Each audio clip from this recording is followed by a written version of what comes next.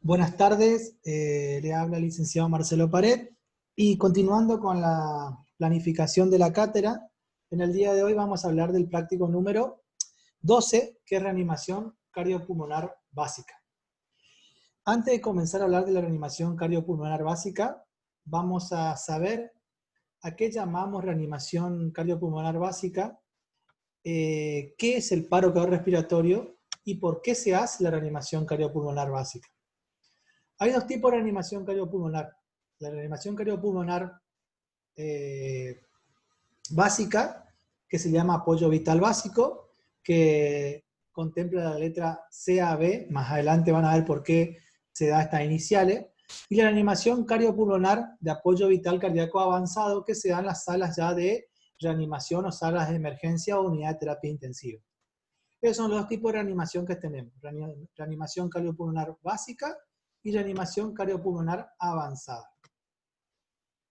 Pero antes de hablar de reanimación cardiopulmonar básica, vamos a hablar de qué es el paro cardiorrespiratorio.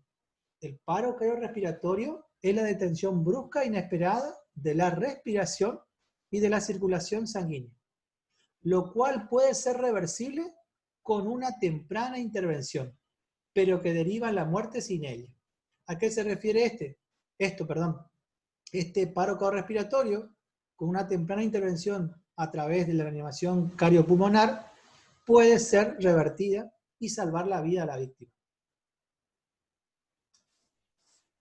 ¿Cuáles pueden ser las causas de un paro cardiorrespiratorio? Un IAM, por ejemplo, un infarto agudo de miocardio, una hipotermia profunda, un shock, un traumatismo craneoencefálico, electrocuciones, hemorragias, deshidratación, paro respiratorio, acidosis metabólica, disminución del latido cardíaco, arritmias cardíacas, reacciones alérgicas, intoxicaciones digitales y otras causas más que podemos tener, consecuencias que puedan producir un paro cardiorrespiratorio.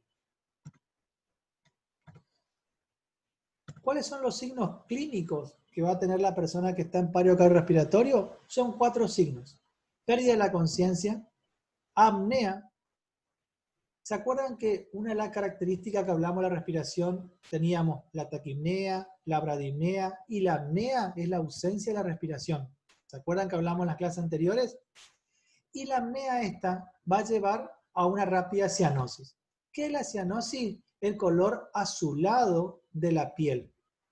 A nivel azulado principalmente a nivel peribucal, por ejemplo, a nivel del lobo de la oreja, a nivel periunguial. Son lugares donde más comúnmente se nota rápidamente la cianosis de la víctima. Otro síntoma que va a tener es el acrotismo. ¿Qué es el acrotismo? El color azulado cianótico de las extremidades, tanto superiores como inferiores. Y la midriasis, otro signo clínico que puede tener el paciente. La midriasis, perdón, no es que puede tener, lo va a tener ese signo clínico. ¿Cuál es la midriasis? La midriasis es la dilatación de las pupilas. Cuando los segundos cuentan, cuando el paciente hace un paro cardiorrespiratorio, los segundos cuentan. Entonces, para eso hay que trabajar rápidamente y para eso está la reanimación cardiopulmonar básica. ¿Qué es la reanimación cardiopulmonar básica? Es la aplicación de técnicas de reanimación con el objetivo de aportar oxígeno al cerebro, al corazón y otros órganos vitales, hasta se restaure la actividad cardíaca espontánea. Ese es el concepto de reanimación cardiopulmonar básica. El RCP básico cuenta con un CBR, que nos sirve de guía para las actuaciones más eficaces frente a un paro cardiorrespiratorio. ¿A qué se denomina estas letras CBR? Se denomina la compresión, vía aérea y respiración. La compresión, el empuje rápido en el centro del pecho de la víctima. La vía aérea, inclinar la cabeza de la víctima hacia atrás y levantar la barbilla para abrir la vía respiratoria. Y la respiración artificial boca a boca que se le brinda a la víctima. Es decir, las siglas o las letras que vamos a trabajar en la reanimación cardiopulmonar va a ser CBR.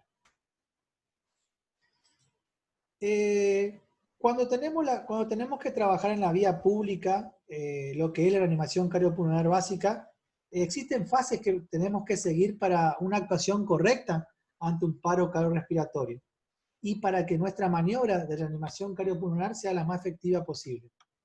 Estas fases recomendadas son la seguridad, la conciencia, el pedir ayuda, la circulación, la compresión, la respiración y la ventilación son las fases recomendadas para una correcta actuación ante un paro cardiorrespiratorio y el comienzo de una reanimación cardiopulmonar básica.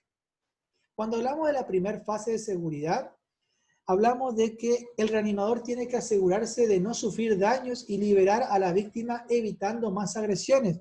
Ejemplo, el lugar donde se encuentra la víctima debe ser seguro para realizar la reanimación cardiopulmonar básica. Así no corre peligro la víctima y más aún nosotros los que vamos a reanimar la víctima. Ejemplo, si estamos en la vía pública vamos a evitar que haya, por ejemplo, cruces de vehículos que puedan correr riesgo nuestra vida y la del auxiliado. Cuando hablamos de conciencia, lo segundo que tenemos que hacer una vez que vimos la seguridad del lugar, sea efectiva o sea correcta para poder realizar la reanimación cardiopulmonar, tenemos que ver la conciencia, si posee o no el paciente, la víctima, perdón. Después de determinar que la escena es segura, el reanimador que llega al lado de la víctima inconsciente debe evaluar con rapidez cualquier lesión y determinar si la persona responde, sacudiéndolo con suavidad y hablándolo en voz alta. ¿Qué quiere decir eso? Si la víctima está en decúbito ventral, por ejemplo, debemos acercarnos a la víctima y tratar de hablarlo en voz alta a la víctima y producir pequeños movimientos a la víctima. Para así poder contar con alguna respuesta si la víctima está consciente o no. En el caso que la víctima no tengamos respuesta, tenemos que tratar de voltear a la víctima y colocar en decúbito dorsal a la víctima, siempre teniendo las precauciones a nivel del cuello, por ejemplo, porque no sabemos qué pudo haber pasado con la víctima. Y una vez que coloquemos en decúbito dorsal a la víctima, lo que tenemos que hacer es pellizcar lo que es a nivel de los hombros a la víctima y hablar en voz alta, viendo algún signo de respuesta a la víctima. Si procedemos al estímulo por voz, es conveniente realizar el estímulo por voz en ambos oídos, tanto derecho como izquierdo, porque puede ser que la víctima tenga alguna, sea hipoacúsico en alguna parte de sus oídos, derecho o izquierdo, y eso dificulta la respuesta de la víctima. Una vez que vimos la seguridad y vemos la conciencia del paciente y no tenemos respuesta del paciente, lo que hacemos es pedir ayuda. Pedir ayuda tenemos que dar aviso de inmediato al servicio de emergencia del lugar donde estamos trabajando, ya sea el número del 107, por ejemplo, o el 911, tenemos que llamar y comunicar que hay una víctima en tal lugar y que vamos a comenzar la reanimación cardiopulmonar para tratar de revertir este paro que está teniendo la víctima. En este caso, si nosotros contamos en un lugar, en un espacio físico que contenga un DEA, ¿qué es el DEA? Es un dispositivo eléctrico automático que nos ayuda a saber cómo se encuentra la actividad cardíaca y a la vez nos ayuda a producir una descarga para que vuelva a funcionar correctamente el corazón. Eso es un DEA, que ustedes cuando vayan al instituto van a ver al ingreso del instituto, de mano izquierda, está lo que es el dispositivo, el DEA en el instituto. Esto es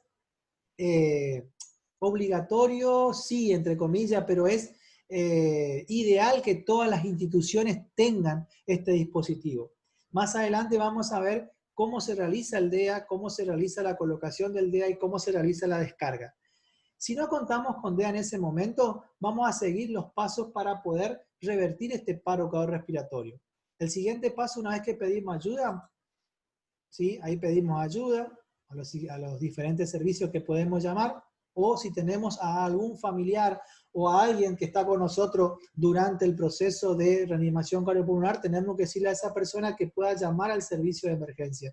Así nosotros nos abocamos 100% a la atención de la víctima. Una vez que realizamos lo que es la seguridad, la conciencia, el pedir ayuda, pasamos a la fase 4 o la etapa 4, que es la circulación. Lo que hacemos en la circulación, una vez que la víctima está en decúbito dorsal, lo que vamos a hacer es constatar que la víctima tenga signos vitales de circulación, palpando el pulso carotidio. Acuérdense, cuando vieron ustedes lo que es el signo vitales, vieron pulso. ¿Y qué es el pulso? Es el latido que se percibe una arteria al pasar esta sobre una prominencia ósea o muscular.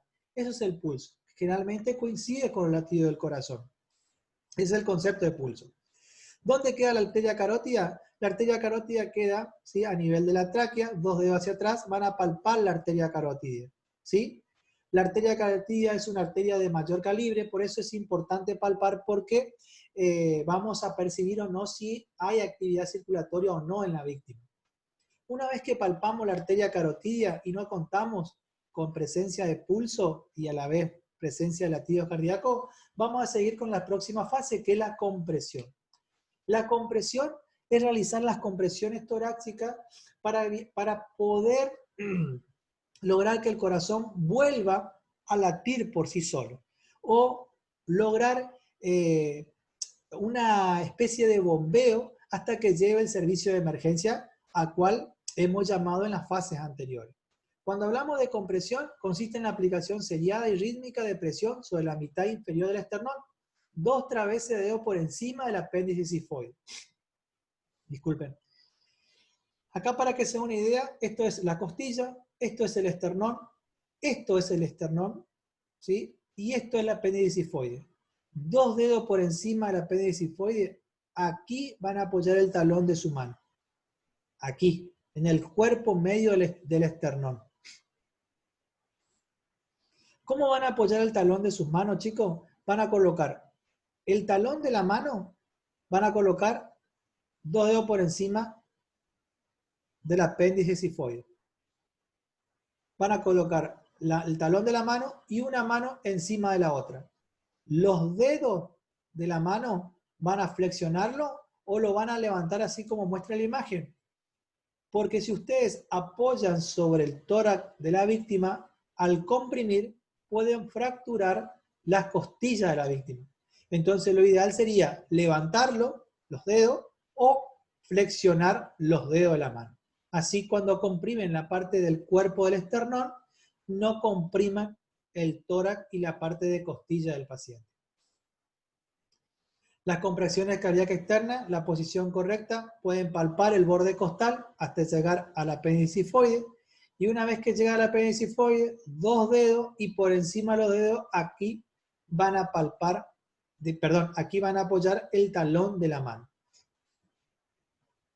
Acá está la secuencia: palpan, apoyan la mano, la próxima, y acá vieron que flexionan los dedos de la mano, así evitar, cuando se realiza la compresión, evitar que se comprima el tórax de la víctima.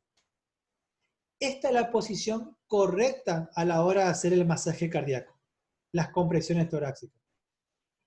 El auxiliador debe estar al costado de la víctima, arrodillado, ¿sí?, bien la rodilla junto a la víctima y los brazos bien extendidos. Que la parte de la mecánica corporal del cuerpo del auxiliador sea lo que va a movilizarse hacia arriba y hacia abajo todo el cuerpo. No es que va a flexionar los brazos. Cuando uno flexiona los brazos, el masaje cardíaco no es ideal y no es el óptimo. Entonces nuestra reanimación cardiopulmonar puede ser que sea ineficaz.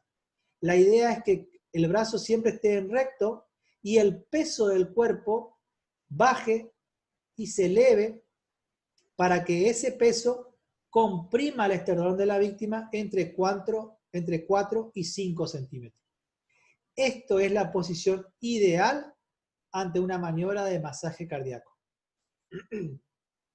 Como van a ver ustedes, al comprimir, se comprime el esternón y a la vez hace una especie de bombeo a nivel cardíaco, y al relajar, relaja nuevamente el esternón y a la vez relaja lo que es el músculo cardíaco.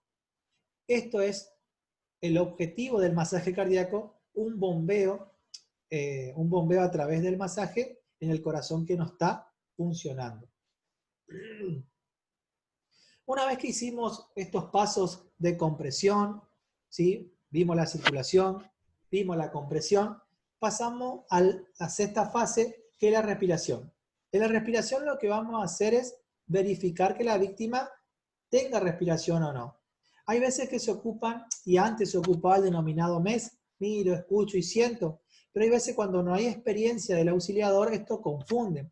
Entonces la idea es que si la víctima está jadeando, igual tenemos que tratar de buscar una respiración ideal a la víctima.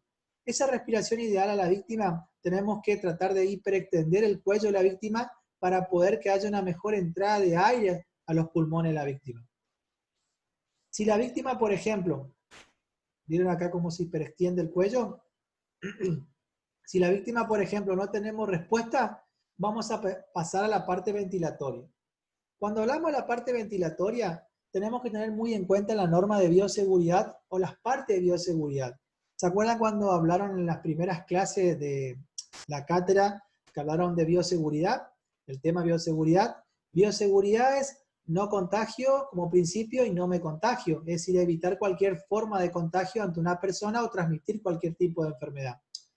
Hoy en día, realizar una reanimación boca a boca, respiración artificial a una víctima en la vía pública, a veces dificulta. ¿Por qué? Porque no conocemos a la víctima y más aún si está con un sangrado a nivel bucal. Pero hoy en día hay mascarillas para poder realizar esas maniobras ventilatorias en la víctima que está en la vía pública. Si no tenemos respuesta respiratoria, vamos a apartar a la parte ventilatoria. La parte ventilatoria, hablamos de realizar la ventilación y poder ingresar oxígeno, ingresar aire a los pulmones de la víctima. ¿Cómo se debe realizar para poder lograr que haya una mejor entrada de aire a los pulmones de la víctima? La lengua del epiglottis causa la obstrucción, como ven acá en la foto. Lo que debemos hacer es traccionar la mandíbula sin inclinación de la cabeza, ¿sí? Hacia atrás y y elevar la mandíbula. Esto lo que va a lograr es aumentar el ingreso de aire en la vía respiratoria. Ustedes van a ver acá anatómicamente que si nosotros hiperextendemos el cuello de la víctima, se produce a nivel de la laringe, ¿sí? ¿Sí? Una mayor apertura del ingreso de aire para la víctima. Como le dije yo anteriormente, hay varios dispositivos que nos ayudan a nosotros a poder evitar el contacto directo con el paciente. Estos dispositivos son, por ejemplo, mascarilla de bolsillo o cualquier tipo de mascarilla que ayudan, a evitar el contacto directo con la víctima. Entonces lo que hacemos es, estamos en contacto con la mascarilla y la mascarilla con la víctima. Ejemplo, acá se hiperextiende el cuello, ¿sí? Se tracciona la mandíbula y lo que hace el auxiliador es sopla la mascarilla y así evita que la víctima y el auxiliador tengan contacto directo. Acá hay otra forma de mascarilla y acá hay otra forma que es la denominada bolsa, que no realizamos la respiración artificial boca a boca, lo realizamos a través de una bolsa, un dispositivo que hace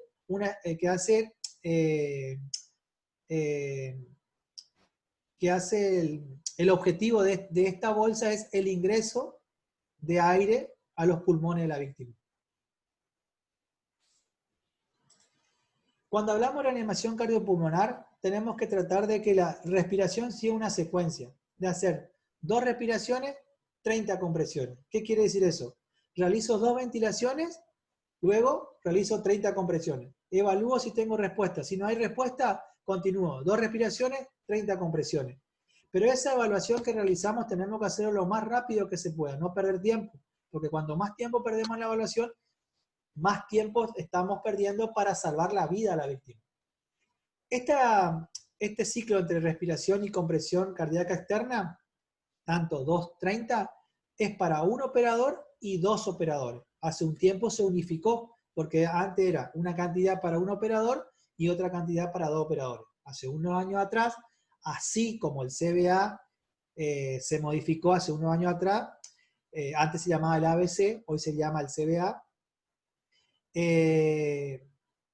Hoy en día es las compresiones y las respiraciones son del mismo ciclo, 2-30.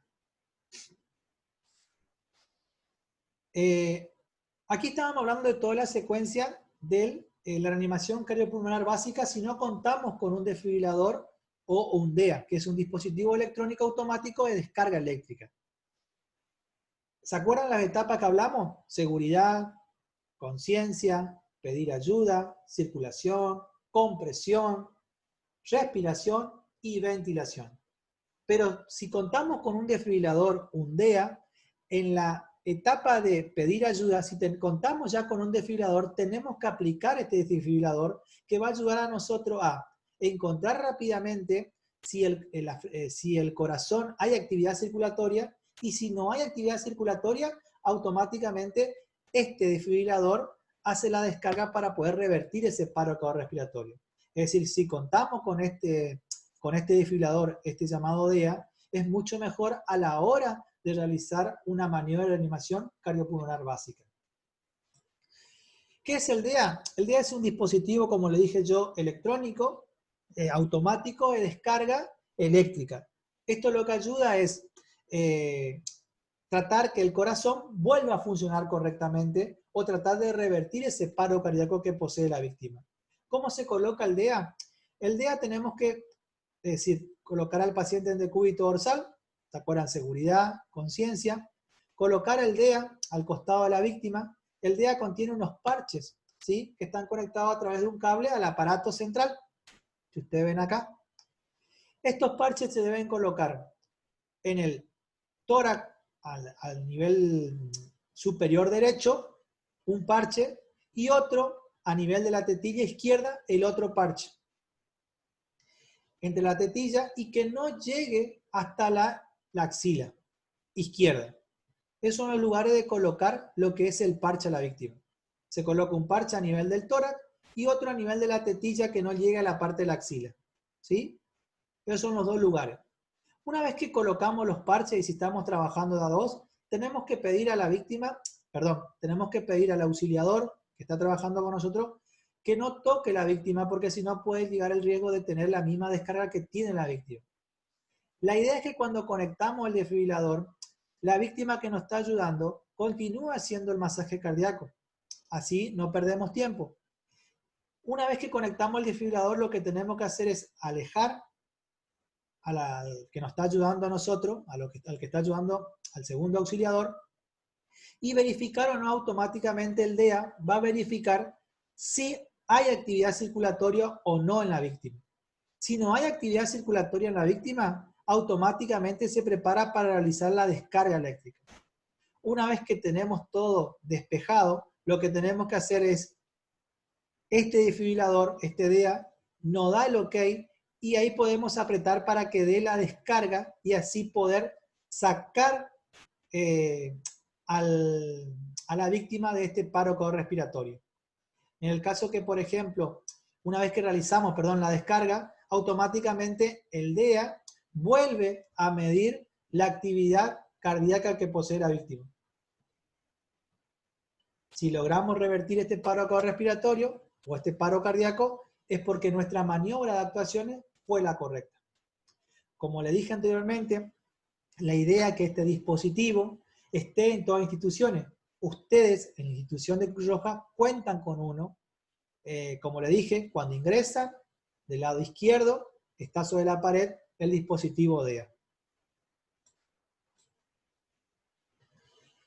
La reanimación cardiopulmonar es la segunda oportunidad de vivir. ¿Qué quiere decir esto? Una correcta actuación ante un paro cardiorrespiratorio es la segunda oportunidad de vivir de cualquier víctima. Si actuamos correctamente, podemos salvar la vida a una persona. Por supuesto, hay factores de riesgo que ayudan a que la persona sea más propensa a un paro cardiorrespiratorio. Esos factores de riesgo pueden ser factores de riesgo modificables y no modificables. Los factores de riesgo modificables pueden ser el tabaquismo, la hipertensión arterial, que no es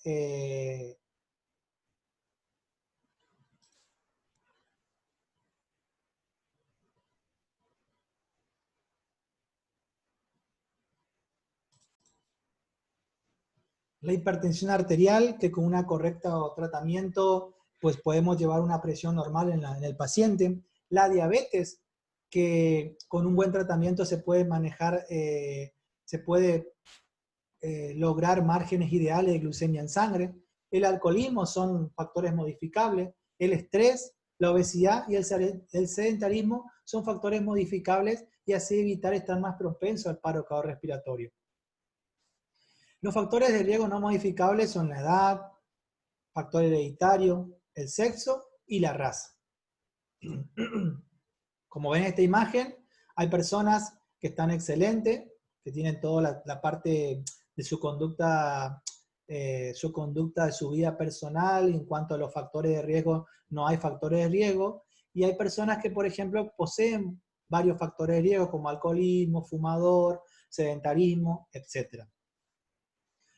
Hay corazones muy sanos, por ejemplo, que hacen actividad física, y hay corazones que, por ejemplo, no están tan sanos. Por ejemplo, aquellos que tienen factores, por ejemplo, de la cultura de tener alimentaciones no saludables con mucha sal, o alimentaciones, por ejemplo, que exceden lo normal de una dieta. Hay corazones sanos, por ejemplo, ¿sí? La actividad física, el sedentarismo son factores, por ejemplo, que pueden llevar a que la víctima o a que la persona sea más propenso a un paro cardiorrespiratorio. O factores, por ejemplo, como el fumar. Los niños siempre imitan a los mayores, no dé mal ejemplo. Bueno, esto es algo para que tengan en cuenta. Siempre tenemos que obrar con el ejemplo y si queremos que nuestros niños o nuestros hermanos tengan una vida saludable, tenemos que predicar con el ejemplo y evitar tener esos ejemplos nocivos a la salud como el cigarrillo, el alcohol, y así evitar que ellos copien de nosotros. Y una frase para ir terminando esta clase del práctico número 14, RCP. Este práctico, chicos, está en su cuadernillo que está en el aula virtual. Ahí está todo lo que sean los pasos para realizar tanto el manejo del dispositivo electrónico automático, el DEA, o los pasos para realizar el masaje o la reanimación cardiopulmonar básica. Está en el cuadernillo, vuelvo a decir, que está en el aula virtual de la cátedra. Y esta frase dice así: algunos corazones están en condiciones muy satisfactorias como para morir, y otros están demasiado enfermos para vivir. Muchas gracias, espero hayan entendido la clase y nos vemos en la próxima ocasión.